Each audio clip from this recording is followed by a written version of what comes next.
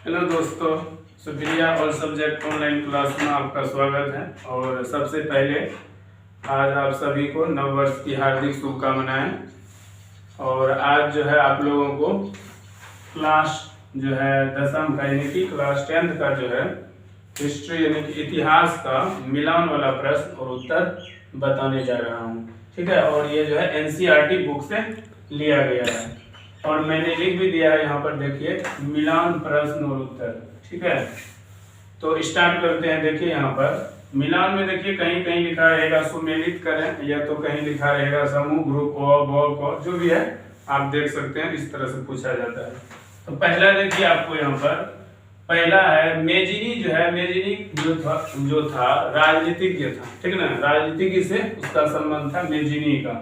ठीक है। और दूसरा है आपका देखिए हीगेल। हीगेल जो थे वो दार्शनिक थे। हीगेल कौन थे? दार्शनिक। तो यहाँ पे मान लीजिए तो रोमन नंबर रहेगा, इधर को भी रह सकता है, यानी कि कोई भी नंबर रहेगा उसको क्या करना, आपको मिलाना है। ठीक है, अगर इस टाइप का सवाल रहता है तो। अगला है देखिए बिस्मार्क जो जर्मन चांसलर थे। बिस्मार्क जो थे वो जर्मन चांसलर थे। अगला है देखिए विक्टर इनेमुल। इसका संबंध जो था विक्टर इनेमुल का वो इटली से था। किससे संबंध था इसका? इटली से। ठीक है।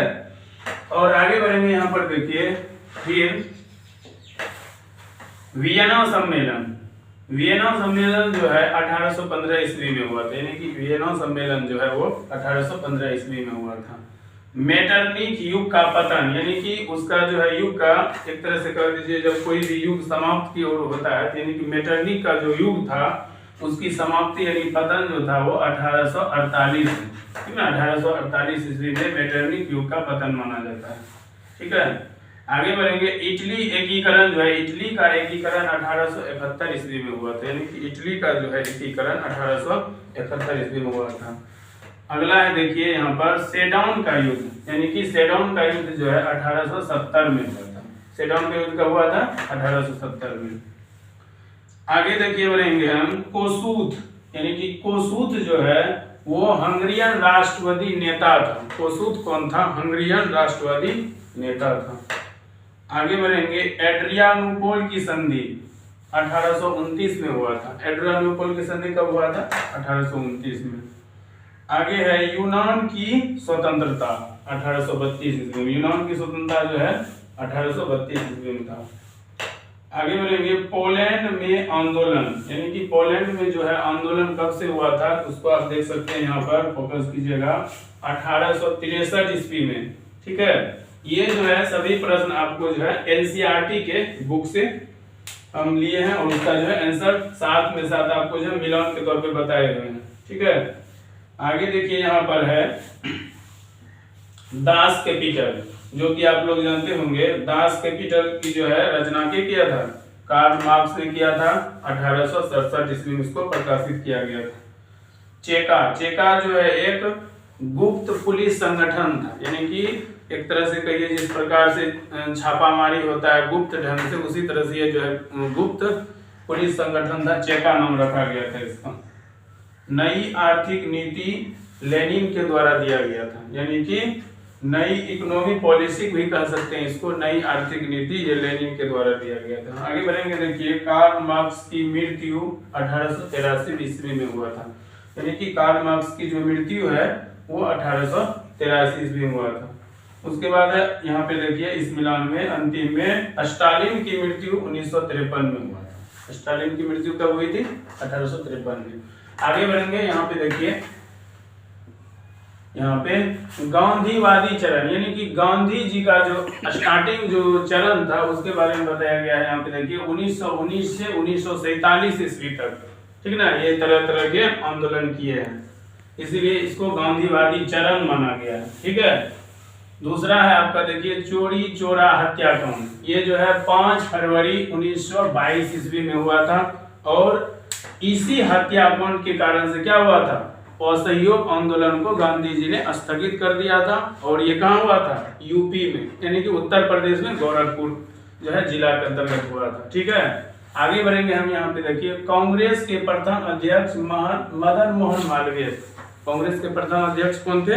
मदन मोहन मालवीय थे।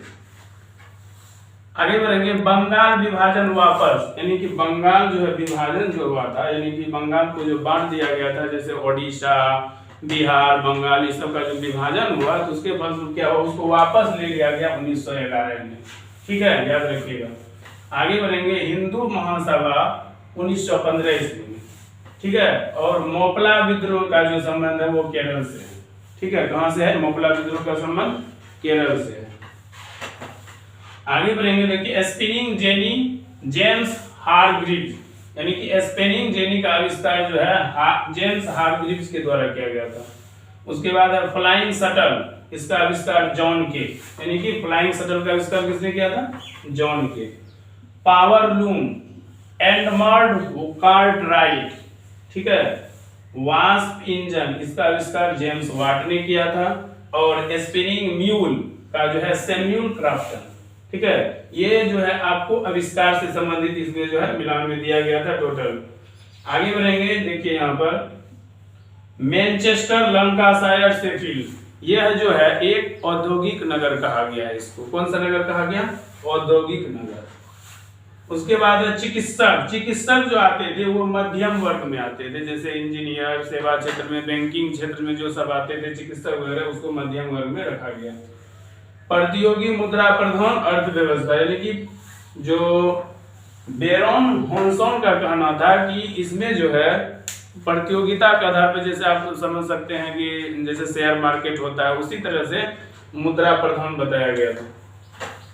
बम्बई जो है वो वाणिज्यिक राजधानी है, वाणिज्यिक भी कह सकते हैं या तो वित्तीय भी कह सकते हैं, इसको आर्थिक राजधानी भी कह सकते हैं। मुंबई को जैसे मान लीजिए पहले बम्बई था, तभी उसको मुंबई बनाया गया, ऐसा बोला जाता है। पेरिस जो है एक नगर, ठीक है ना, और एक तरह से कहिएगा फ्रांस का जो है राजधानी भी है वो पेरिस। ठीक है ना। आज आप लोगों को मैंने देख लीजिए यहाँ पर परीक्षा में उपयोगी और इतिहास का जो है एनसीईआरटी बुक से जो है ये इम्पोर्टेंट मिलान बताया। और कल जो है आप लोगों को मैंने जो वीडियो बनाया था उसमें बताया गया था बायोलॉजी का, ठीक ना, क्लास 10 के बायोलॉजी का प्रश्न बताया था। और अंत में हम यही कहेंगे, आप लोग का अभी एग्जाम नजदीक है, इसलिए आप लोग सेल्फ स्टडी पर ध्यान दीजिए और बार बार प्रीवियस क्वेश्चन को बार बार रिवाइजिंग कीजिए, उसी को बनाइए। इसी में आपका जो है ज्यादा से ज्यादा अंक ला सकते हैं। तो आज की वीडियो में बस यहीं तक। Thank you.